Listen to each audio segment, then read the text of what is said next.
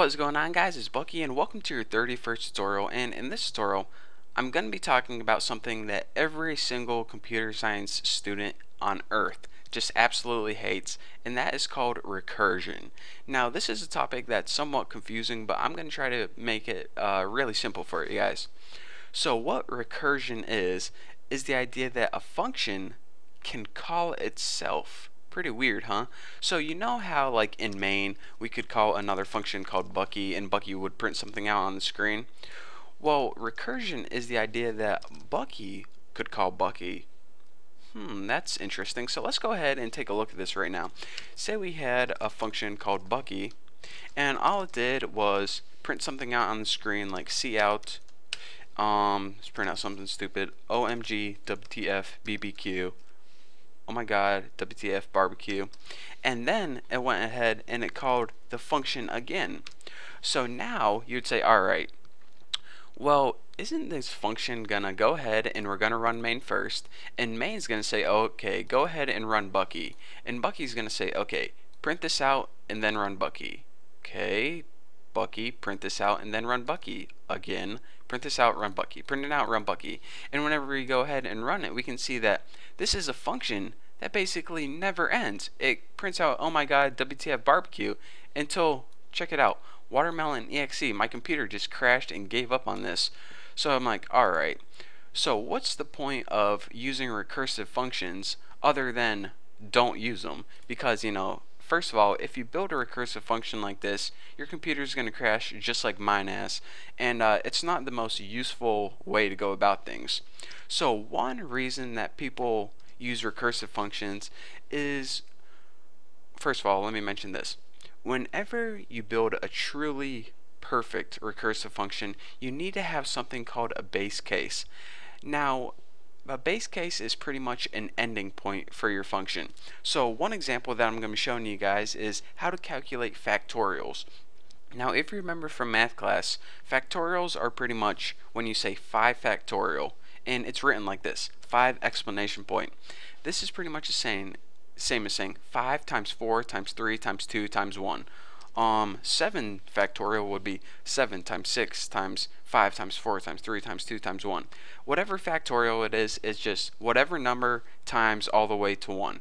So then the value of like 5 factorial is 120. The value of 3 factorial is 3 times 2 times 1, which is 6. So let's go ahead and write a program to do that, and this is one of the instances where recursion is actually a good idea. So let's go ahead and make a function called, we'll call it factorial find. So int, first of all, better spell that right, int factorial finder, I think I spelled that right, and it's going to take a parameter which is int x. Can I not spell int today? Int x. And the parameter it takes is what value do we want to find the factorial of. So if we passed it in 5, hopefully it would give us 120. If we passed it in 3, it would give us 6, so on and so forth. So the first thing we need to build is something called a base case. Without a base case, this factorial finder would never end. Just like Bucky, you know how it ran forever until my computer crashed?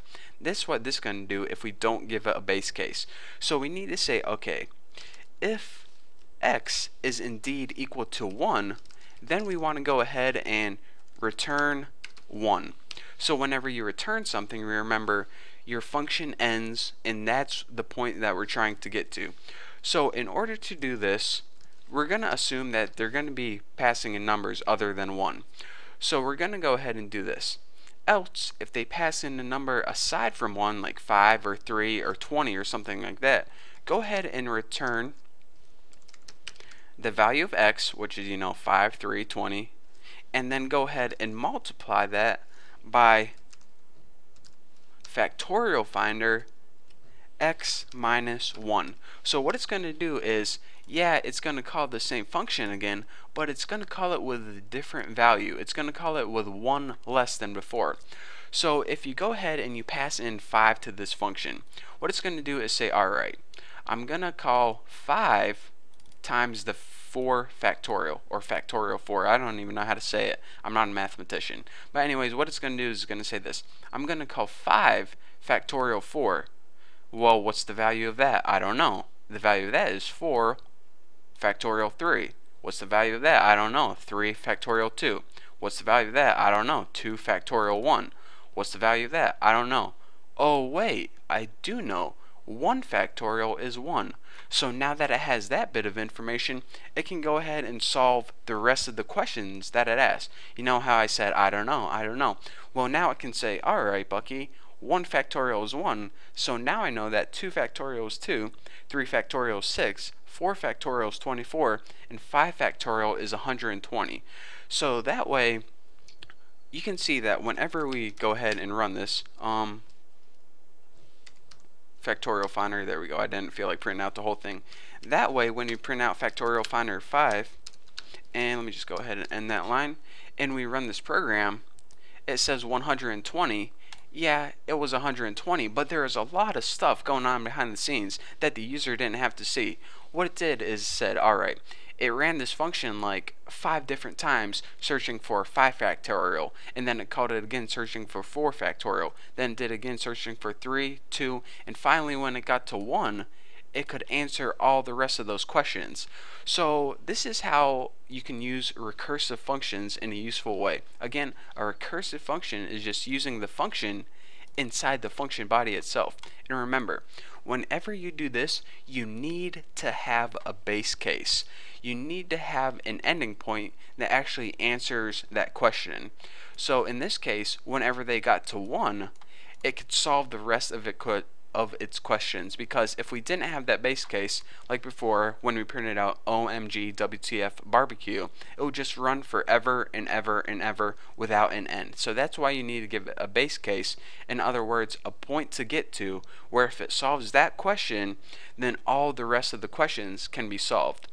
So again, you guys can probably see why people hate recursive functions, but why sometimes you actually need it, because there's a lot of stuff going on behind the scenes that we don't get to look at, but we just have to, assume in theory that this is going to work. So it's a little bit different than regular programming in the fact that you don't explicitly call a function like this, that a function is going to call a function for you however many times it needs to. So there's a lot of theoretical programming that you need to think of, and a lot of different things that can go wrong with recursive functions. So that's why I wanted to show you guys a quick example of the bad way to use recursive functions and the useful way to use recursive functions. But now that I taught you guys that tutorial, we can finally, get over recursive functions. You will be happy to know that I don't use recursive functions a lot in programming, and we're probably going to be, done dealing with them for a while. But, it was a topic that we definitely couldn't skip, and now that you watched this tutorial, I'm glad I taught it to you guys. So thank you guys for watching. Don't forget to subscribe, and don't forget to put a base case in your recursive functions, or else your guys' computer is going to crash. So thank you guys. Don't forget to subscribe, and I'll see you in the next video.